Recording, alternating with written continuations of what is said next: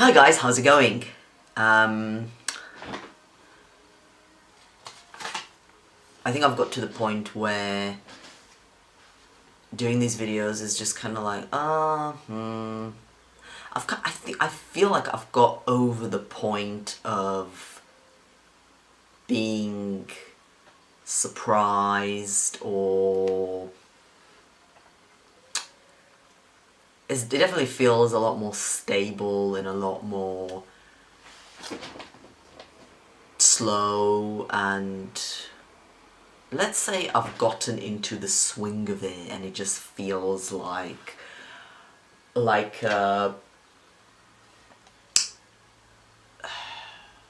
what's the word,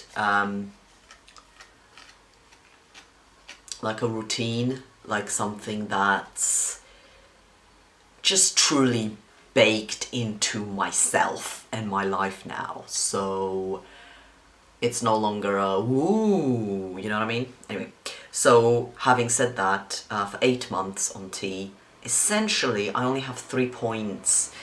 The first one is, and obviously this isn't like, oh, this is what happened this month, because obviously it's cumulative. So at this point, what I've noticed is, I wouldn't say, well, yeah, okay, more sleeping. And I remember when I was a teenager, going through puberty, very effortlessly, in the morning, I would sleep until noon. It was very common for me to wake up at 1 p.m. most days, even 2 p.m. That was the norm. It was really unusual for me to wake up before noon. Really, really unusual. My body was never going to make me wake up in the actual morning. So that's come back again, you know, and before this kicked in, you know, the alarm would go off at 8 in the morning, and I would wake up really quickly, and I'd feel like I'm ready to get up. I want to get up, and my body is also wanting to get up. Whereas now, the alarm goes off, I don't even consider getting up, and then I wake up gradually, and then I'm quite comfortable just lying in bed for a while. It's not as bad as before, certainly not, you know, maybe I wake up a little bit later in the morning, but it's not as bad as actually waking up in the afternoon, so it's you know, yeah, I'm a grown-up for a reason. Point number 2 is actually to do with my knees, and it's probably my thigh muscles, because when I bend my legs, before, the knee was quite round. Now, it's more square and more knobbly, and I tried to touch it and figure out what, because it feels really hard, but your bones are not supposed to do anything, and certainly not that quickly, so I thought it must be some sort of cartilage or muscle or something, and I think it's actually the thigh muscle, and there's more of it at the bottom where it meets the knee, and when I bend the leg, that bit on top of the underlying bone protrudes more overall. I'm going to maybe try to show you.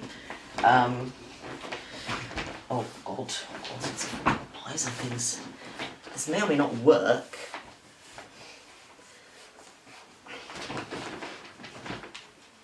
So, this is the knee, and this is the knee when I bend it, and essentially it's difficult to see, but from above it's easy to see, because this bit, I don't know if you can see it, protrudes more.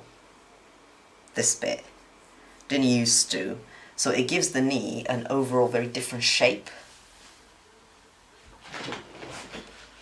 Oh. So that's what I did notice, which I think is super cool. Right. The last thing is actually shit, to be honest. I'm moving, so obviously I need to change my GP, and the GP that I'm with currently is really good and really supportive, really efficient, respectful, you know, they're kind of everything I could ever want. And so I have this insane anxiety that if I change it, I'm gonna get horrible practice, a horrible GP who might end my prescription, might not want to update my details, might not be very communicative, not be as efficient. And it's just something that feels so haphazard. And it's a bit depressing, to be honest, but yeah. Another really depressing thing is updating my documents, and I've not yet applied. I have updated my driving license, which is great. I've not yet updated my UK passport, but I do have the documents I need to do that, so I just haven't got round to it, but I think I should be able to do that pretty effortlessly, because now all you need to update that is just a supporting letter to say that you are living in the sex that isn't on your passport, basically. I don't even know what it says on the passport, but I'm assuming there's a sex marker, and that you would have to change that, basically. And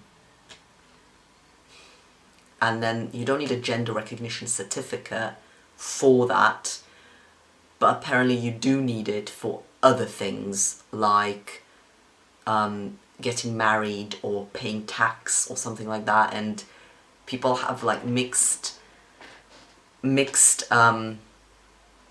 experiences with that. So you know, but for the gender recognition certificate you do need evidence from the previous 2 years of having lived as male. So I probably couldn't do it now anyway, so that's the sort of thing that I'm just going to maybe look into next year or the year after, or, you know, or I might just say that actually I don't need it and I just won't bother with it. Now, when things get much more interesting with my Romanian passport and ID, and I wasn't sure how those are updated. Obviously a name change for whatever reason is not easy, but there is a, you know, a protocol for it, and obviously quite a lot of people do that. But for me, you know, the name change would just be literally one letter in my first name, so it feels like it would be so minimal without also the sex change on the document. And for that, for the Romanian documents, you need, as a trans person, you need to have had surgery to begin with, and then go through this medical examination as part of a court thing that a judge will then decide that you have passed and give you a certificate or a piece of paper to say that they decided that you are now that you have successfully had a sex change, basically, and therefore your documents can be updated.